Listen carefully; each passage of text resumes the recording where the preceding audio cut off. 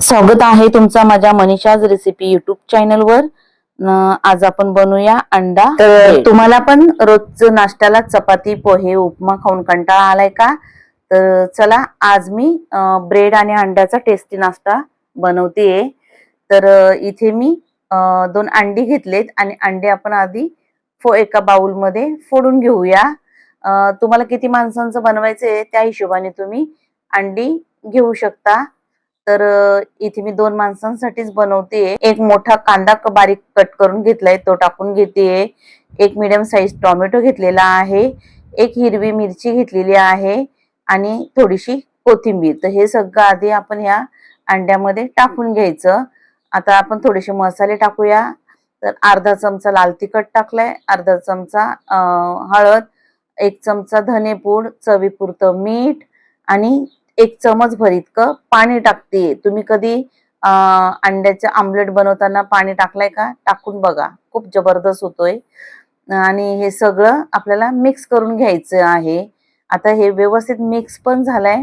तर आता इथे आपण जे ब्रेड घेतलेत ते आधी आपण कट करून घेऊया।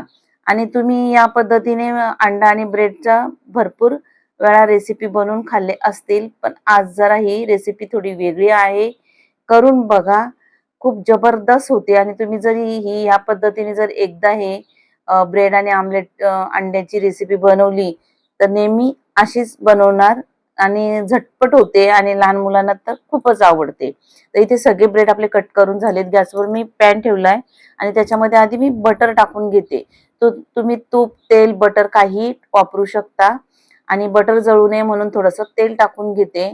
आता बटर छान मेल्ट झालाय तर लगेचच आपण जे कट करून ब्रेड ठेवलेला आहे त्याचा हा एक चौकोनी भाग आपण याच्यामध्ये ठेवून घ्यायचा आणि आपण जो अंड्याचा बॅटर बनवून घेतलेला आहे व्यवस्थित फेटून घ्यायचा आणि त्याच्यामध्ये 1 ते 2 चमच भर इतकं हे टाकून घ्यायचं। जितकं बसेल तितका बॅटर टाकून घ्यायचा आणि जो साईडला आपण तुकडा काढून ठेवला होता ब्रेडचा वरतून तो पण लावून घ्यायचा आणि वरतून पण थोडासा आपल्याला हे बॅटर लावून घ्यायचं, म्हणजे दोन्ही साईडनं ते छान दिसतं। तर इथे मी व्यवस्थित असं हे बॅटर लावून घेतलंय। आता 2 मिनिटं तसंच ठेवायचं आणि एका साईडनं व्यवस्थित भाजून झाल्यानंतर आपण उलट करून घेणार। आता उलट करून झाल्यानंतर एक ह्या साईडनं पण व्यवस्थित झालं भाजला पाहिजे म्हणून थोडंसं आपण तेल टाकून घ्यायचं, म्हणजे ते दोन्ही साईडनं छान असं खरपूस भाजला जातो आणि छान टेस्टी होतो। तर आता इथे 2 मिनिटं झाली आहेत आणि ह्या दुसऱ्या बाजूने पण छान भाजून झालाय। तर इथे आपला ब्रेड आणि अंड्याचा नाश्ता तयार झालाय। तर मी तो एका प्लेटमध्ये काढून घेते आणि तुम्ही पाहू शकता किती सुंदर दिसतोय आणि दिसण्यापेक्षा ते चवीलाही खूप छान आहे। तर याच पद्धतीने मी अजून एक तुम्हाला हा ब्रेड आणि अंड्याचं हे नाश्ता करून दाखवते। तर इथे मी पुन्हा एक बटरचा तुकडा टाकते आणि बटर जळू नये म्हणून थोडंसं तेल टाकून घ्यायचं। आता बटर छान मेल्ट झालाय तर लगेचच आपण ही ब्रेडची कट केलेली स्लाइस ठेवून घ्यायची आणि त्याच्यात जितकं बसेल तितकं हा अंड्याचा बॅटर टाकून घ्यायचा आणि व्यवस्थित त्याला दाबून दाबून टाकायचं आणि जी कट करून ठेवलेली जी स्लाइस आहे ती वरतून लावून घ्यायची। जर तुम्हाला वरतून टाकायचं नसेल तर नाही टाकलं तरी चालेल, पण वरतून पण टाकला तर दिसतही छान आणि लागतही मस्त। तर दुसऱ्या बाजूनी पण व्यवस्थित लावून घ्यायचा आणि 2 मिनिटं तसंच ठेवायचं, लगेच उलट करायचं नाहीये। 2 मिनिटं व्यवस्थित एका साईडनं भाजून झाल्यानंतर त्याला उलट करून घेणार।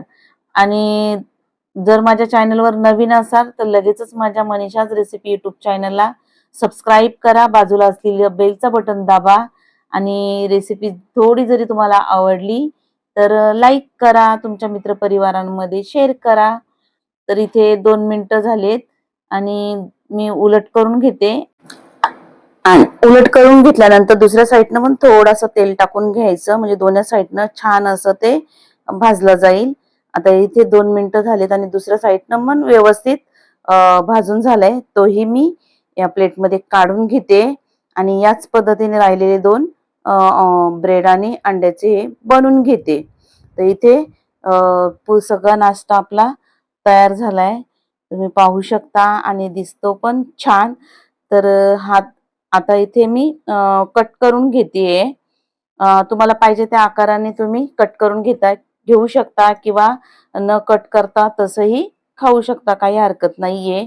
आणि हा नाश्ता तुम्ही टोमॅटो केचप किंवा हिरव्या चटणी सोबत खाऊ शकता. खूप छान लागतं आणि झटपट तयार होतो. आणि कधीतरी असा हा वेगळा नाश्ता केला तर सगळ्यांनाच आवडतो. आणि एकदा जर तुम्ही हा नाश्ता असा या पद्धतीने जर बनवला तर सगळेच तुमचं कौतुक करतील, इतका मस्त आणि टेस्टी बनतो. पहिल्यांदा जरी कोणी हा पदार्थ बनवत असेल तर सहज जमेल इतका सोपा आहे. आणि आपण हा नाश्ता टोमॅटो केचप किंवा हिरव्या चटणी सोबत खाऊ शकतो, छान लागतो. तर आशा करते आजची रेसिपी तुम्हाला आवडली असेल. आणि रेसिपी थोडी जरी आवडली असेल तर माझ्या चॅनलला सबस्क्राईब करा, बाजूला असलेला बेलचं बटन दाबा, ऑलचं बटन दाबा, म्हणजे माझ्या आधीच्या रेसिपी तुम्हाला लगेचच बघता येणार.